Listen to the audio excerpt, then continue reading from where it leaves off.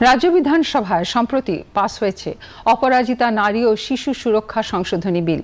রাজ্যপাল doctor CV আনন্দ বোসের কাছে বিলটি পাঠানো হয়।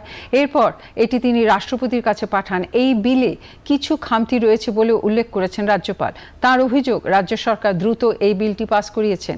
তিনি বলেন, সাধারণ মানুষ ন্যায় বিচার চাইছেন, কিন্তু রাজ্য সরকার নিজেদের মতো করেই কাজ করে চলেছেন।